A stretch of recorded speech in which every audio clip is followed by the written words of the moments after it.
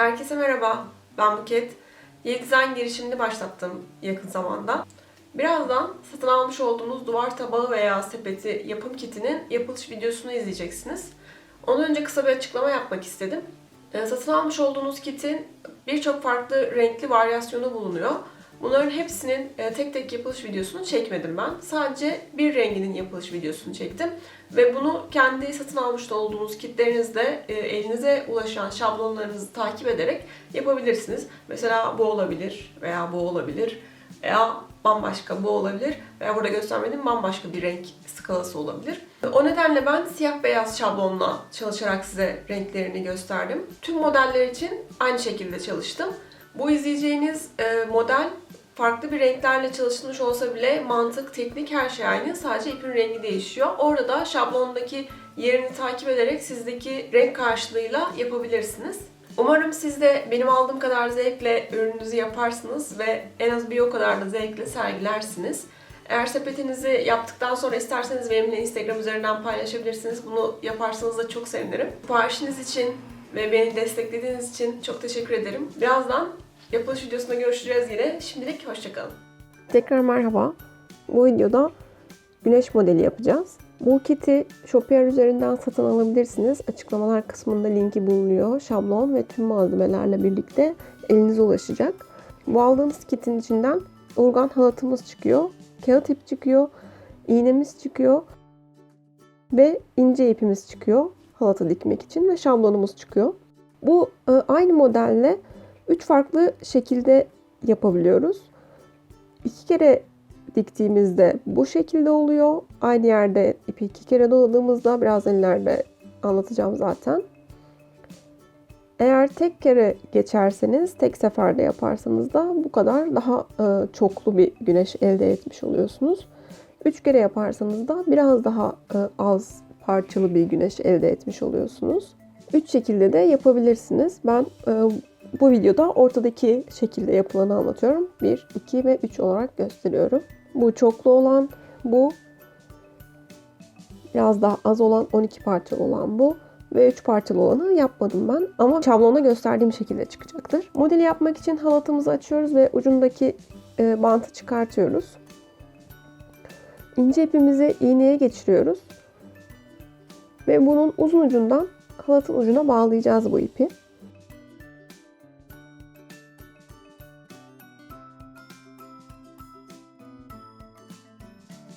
Biraz önce gösterdiğim şablonlardaki hangisini yaparsanız yapın 1, 2 veya 3 hepsinde de bazı aynı şekilde oluşturuyoruz. Halattan önce bu ince ipli halattan yuvarlağı oluşturacağız. Ondan sonra kağıt iple üzerine deseni oluşturacağız. Bunun için ince ipi halatın ucuna böyle bir yarım santim, maksimum 1 santim kalacak kadar koyup sıkıca bağlıyorum. 3-4 düğüm atıyorum. Naylon bir ip olduğu için kaymasını engellemek için. Yeterince sık olmazsa hatta bir tur daha doluyorum. Bakın. Daha sonra tekrar bağlıyorum. Çünkü sık olmasını istiyorum. Birkaç düğüm atmaktan çekinmeyin. İleride sökülmesinden daha iyidir burada 1-2 dakika daha fazla oyalanmak.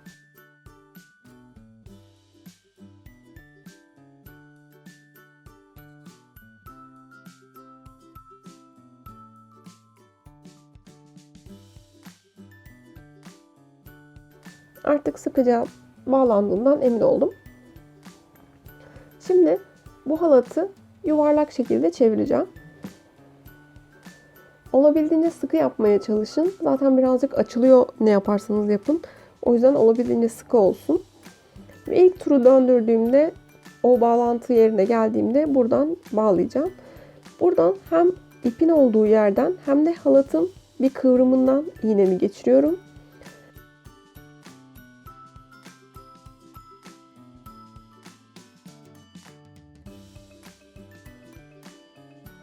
Ve bakın bu oluşan yerden iğnemi geçiriyorum. Bu şekilde ipim düzgün bir biçimde duruyor orada.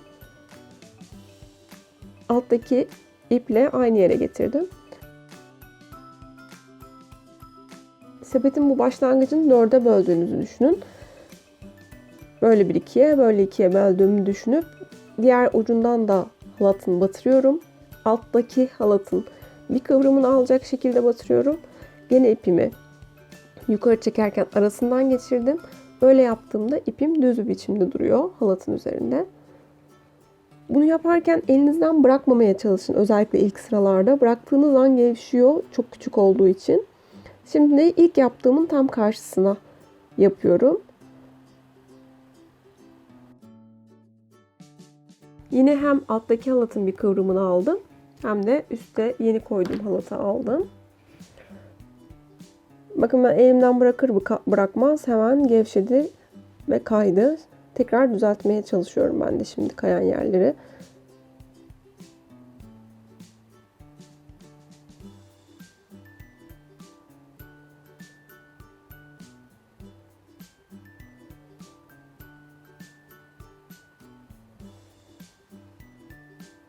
İplerimi olması gereken yerlere yerleştirmeye çalışıyorum. Hepsinin arasında böyle 90 derece farklı yerleştirmeye çalışıyorum.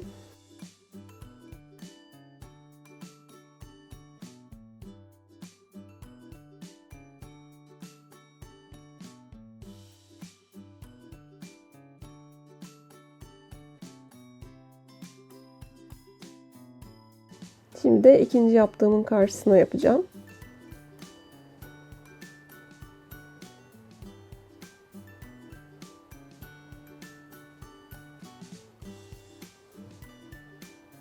Yine alttaki halattan geçirdim. Ve iğnemi yukarı çıkartırken arasından soktum ipin ve sıkıyorum.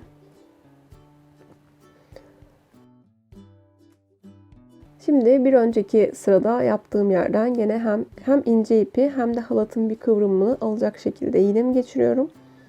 Ve aynı işlemi tekrarlıyorum.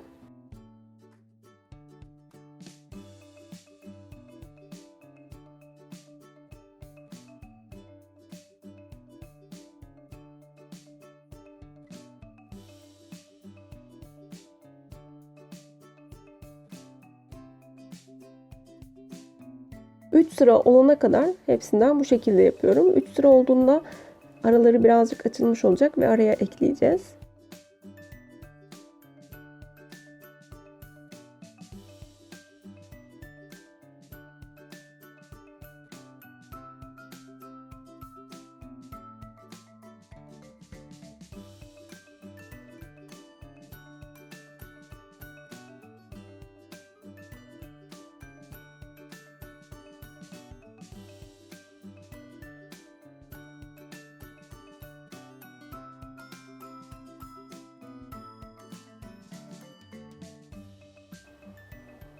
Arkası da bakın gördüğünüz gibi böyle bağladığım yerler görünüyor. Arasından geçirerek yaptığımız için de böyle çekiliyor arkasından ipler.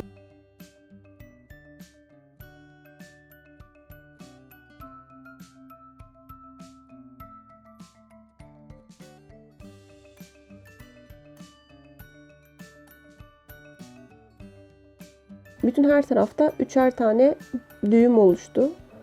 Şimdi araya ekleyeceğim çünkü çok fazla açıldı. Tam ikisinin ortasına gelecek şekilde alttaki halatın bir kıvrımından iğnemi geçiriyorum. Aynı şekilde dikiyorum.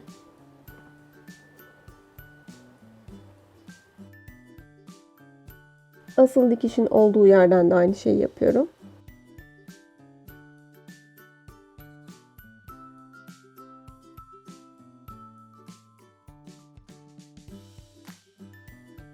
Aynı şekilde devam ediyorum.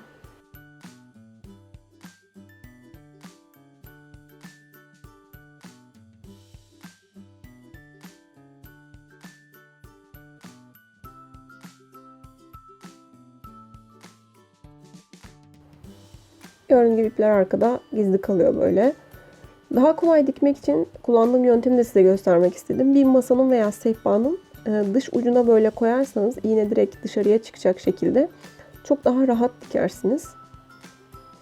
Ben de böyle kenara getiriyorum ki iğneyi batırdığımda direkt dışarıya çıksın ve düzgün bir biçimde ilerletebileyim. Elimde olduğu zaman bu kadar rahat batırıp çıkartamıyorum.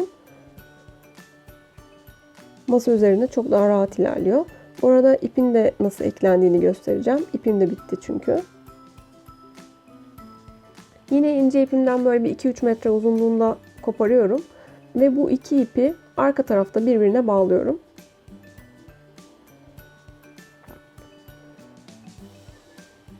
Bu düğümün de olabildiğince sepete yakın olmasını sağlamaya çalışıyorum ön tarafa çıkmasın diye. Ve olabildiğince de sıkı bağlıyorum. Çektiğimde açılmadığını görene kadar düğüm atıyorum.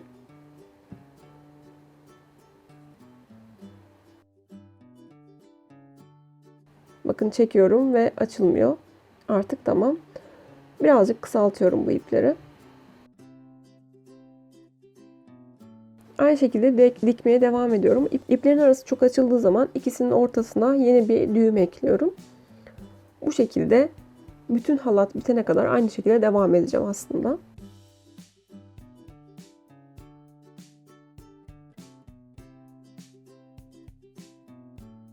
Ben elimden birazcık kaydırdığım için hepsi tam 90 derecede değil.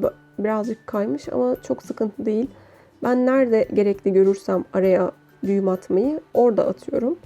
Zaten bunların çoğunun üstü de kapanacağı için kağıt iple yaparken çok da fark etmiyor açıkçası.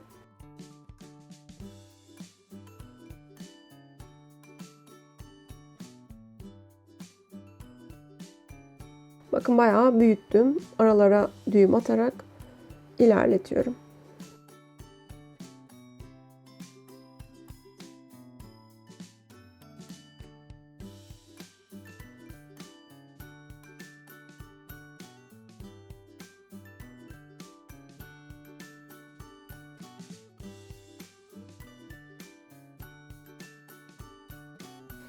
Sonuna geldik. Artık bu ucundaki bantı da çıkartacağız.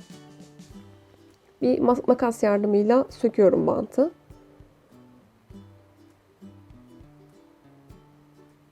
Ucunun birazcık gizli olması için de halatı bu tellerine ayırıyorum. Ve bu tellerinden birer birer kesiyorum.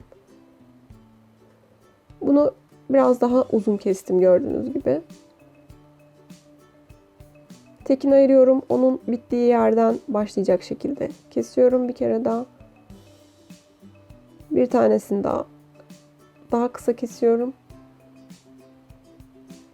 Böyle biraz daha yumuşak bir geçişle kapatmış oluyorum. En son ucunda kalan kısmı da çok tek başına kaldığı için onu da kesiyorum.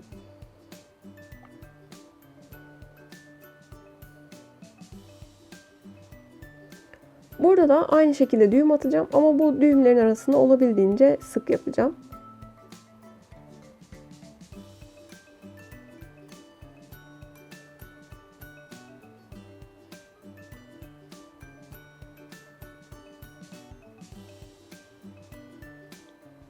Her kıvrımda geçirerek ve ipi de bütün halatın bütün parçalarını içine alacak şekilde olacak gibi dikiyorum.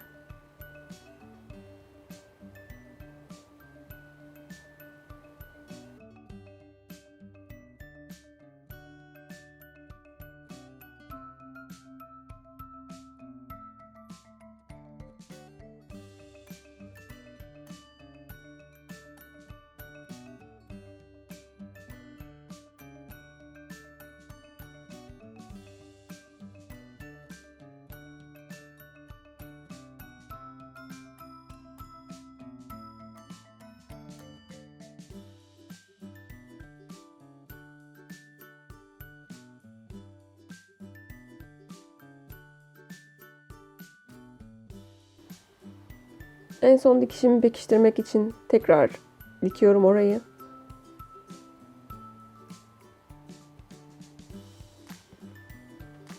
Ve artık tamam. Arka tarafını çevirip arkasından bağlayacağım. En yakındaki ilmeklerden birinden geçirerek orada düğüm oluşturmaya çalışıyorum.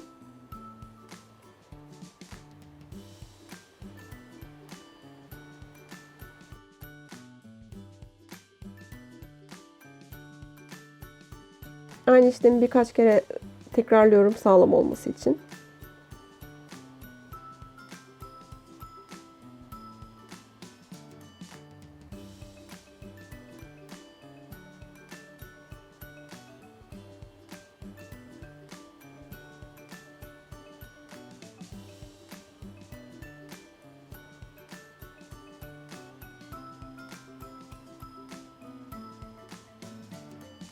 Artık sağlamlığından emin olduktan sonra da ipimi kesiyorum ve tabanımız hazır olmuş oldu.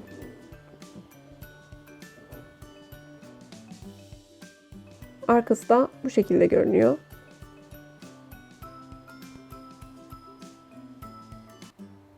Böyle bağladığımız yerler arkadan görünüyor ama çok da kötü görünmüyor. Çünkü düzenli bir biçimde bağladık. Şimdi üzerine desen vermeye geçeceğiz. Bunun için ben lacivert kağıt ip kullanıyorum. Bu kağıt ipten 2-3 metre uzunluğunda koparıyorum. Bir ucunu tırnağımla düzeltip iğneye geçiriyorum.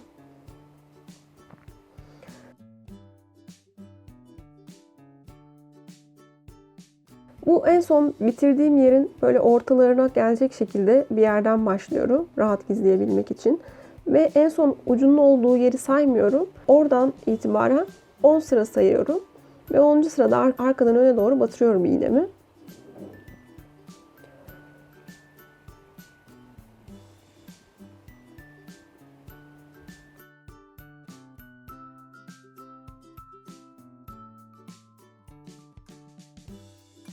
Burada ipi kendi üzerine çevirip orada bağlıyorum.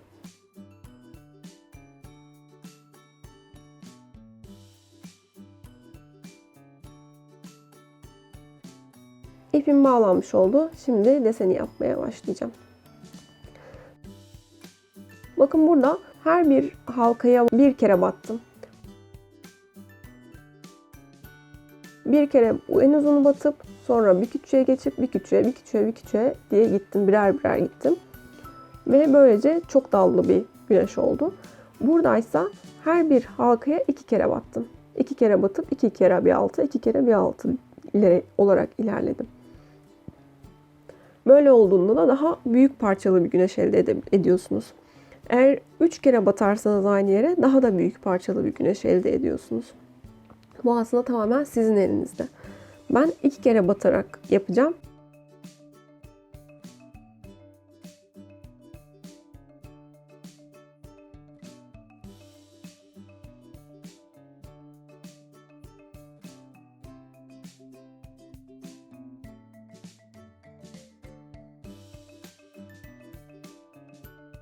İki kere o 10. sıradan battım gördüğünüz gibi. Şimdi sağ tarafa doğru ilerliyorum. Bir altındaki boşluğa battım. Buraya da 2 kere batacağım. Burada ipimi düzeltiyorum. Düzgünce ilerlemesini istiyorum. Bütün ipler yan yana sıra sıra durmasını istiyorum.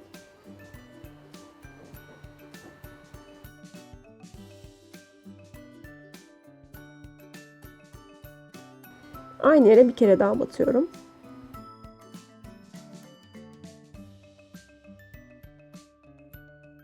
Bunu da yine sehpa kenarında yaparsanız çok daha rahat oluyor. Ben size düzgün gösterebilmek için böyle masanın üzerinde yapıyorum. Ama elinizde ya kucağınızda yaparsanız ya da sehpa kenarında yaparsanız daha rahat edersiniz. Her seferinde bir alt sıraya iniyorum.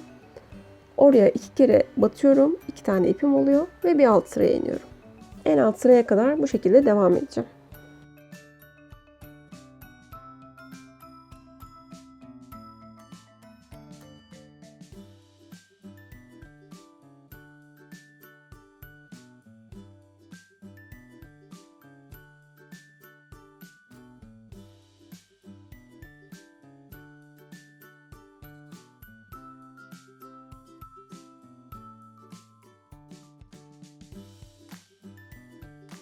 En alt sıraya geldiğimde burada 4 defa batıyorum ben. 2 kere bu yaptığımız yıldız parçası için, 2 kere de bir sonraki yapacağımız yıldız parçası için toplam 4 tane düğüm olmuş oluyor. Ondan sonra gene ikişer ikişer yukarı çıkıyorum bu sefer.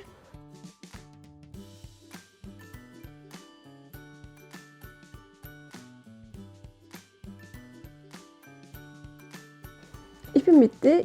İpimi ekleyeceğim. Yine böyle 2-3 metre uzunluğunda 3 metre rahat oluyor. Böyle 3 kulaç boyu kopardığınızda en ideal boy bence. O ipin de parçasını geçiriyorum. 2 ipi birlikte tutup arkada bir düğüm atıyorum. Bu düğüm zaten arkada kalacak. O yüzden çok önemsemiyorum.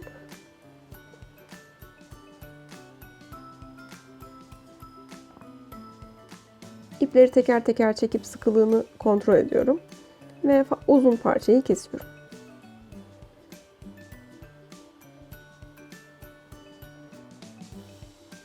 Aynı şekilde her halattan arasına, her sıra arasına 2 kere dikerek ilerliyorum. Eğer siz daha küçük parçalı bir güneş isterseniz bir kere batarak ilerlemeniz lazım. Eğer daha geniş parçalı bir güneş isterseniz de 3 kere batarak ilerlemeniz lazım.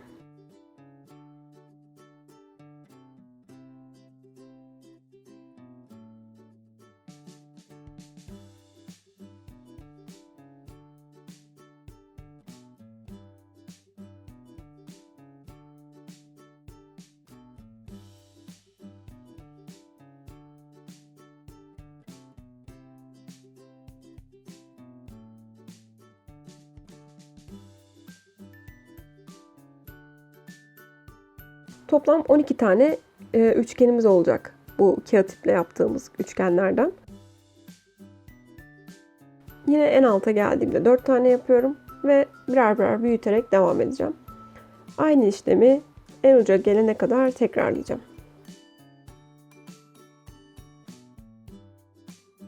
Ben aynı işlemi en uca gelene kadar tekrarladım. Horizontal büyüdüğü için bakın bir taraftan geldiğinde diğer taraftan bir alt sıra gibi oluyor. Boyut kontrol ediyorum. Böyle nereye kadar, nerede biteceğine birazcık bakıyorum. Ve sanki birazcık genişletmem gerekiyormuş. Biraz daha aralıklı yapmam gerekiyormuş gibi geliyor. Bu aşamada size göz kararı en sona yaklaştığınızda daha sık mı yapmanız gerekiyor yoksa daha geniş mi yapmanız gerekiyor? Ona birazcık bakarak ayarlama yapmanız gerekebilir. İlk başladığım yeri de birazcık genişlettirmeye çalışıyorum. Ve dikmeye devam ediyorum. Bu en son gelen yerden tekrar birer birer düşeceğim. Daha doğrusu ikişer ikişer düşeceğim. Ve tekrar ikişer ikişer yükseleceğim. En son yerde buluşana kadar.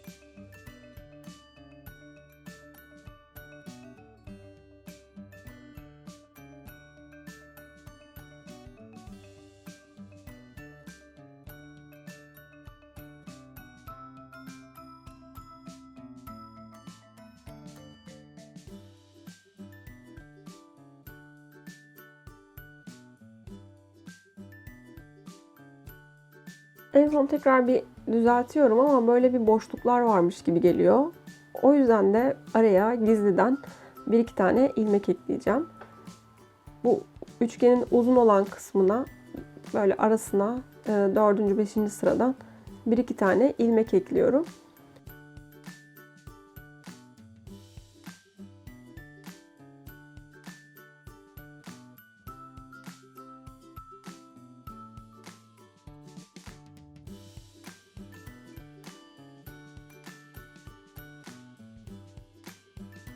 Elimle bir düzeltiyorum ama orada da bir açıklık olduğunu düşünüyorum. Orası da hoşuma gitmiyor. Bir tane de oraya ilmek ekleyeceğim gizliden.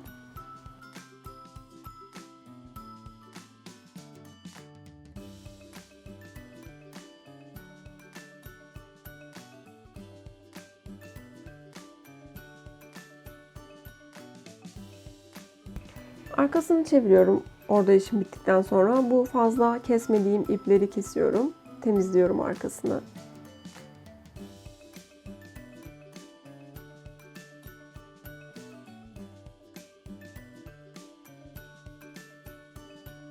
Ve hazır oluyor. Eğer böyle masa üzerinde kullanacaksanız, suplu olarak kullanacaksanız veya bir çiçek altına falan koyacaksanız bu şekilde bırakabilirsiniz. Ama eğer duvara asacaksanız bir de askı aparatı yapmamız gerekiyor. Bunun için yine arkasını çeviriyorum. Ben bu ipi kesmemiştim. Üçgenin en uç kısmına ilerliyorum. Orada bir düğüm yapıyorum. Orada sıkıca durmasını istiyorum. Ben bu düğümü yaparken sadece kağıt ipten değil, alttaki bu ince naylon ipten de geçiriyorum ki daha sıkı dursun. Kağıt ipi oraya buraya kaydırmasın.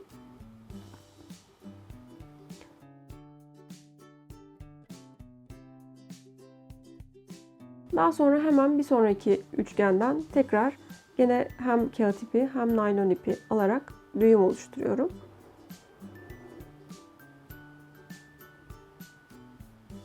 Askımın boyunu ayarlıyorum asılabilecek kadar.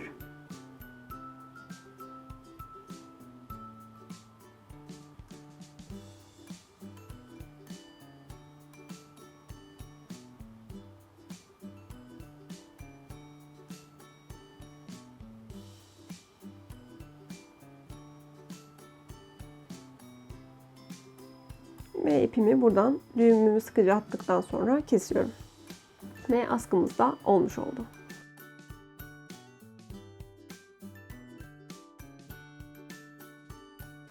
Bu videodan da şimdilik bu kadar. İzlediğiniz için teşekkür ederim. Bu kit nereden satın almak isterseniz şablonları ve tüm malzemeleriyle açıklamalar kısmında bulabilirsiniz. Tekrar görüşmek üzere. Hoşçakalın. Bu arada bu beyaz olanın neden daha büyük göründüğünü düşünüyor olabilirsiniz. Çünkü birkaç sıra daha büyük. Onu ben kendim için yapmıştım. Ve birazcık 30 santimden daha fazla. Lacivert olan tam 30 santim. Onu da belirteyim istedim. Görüşmek üzere.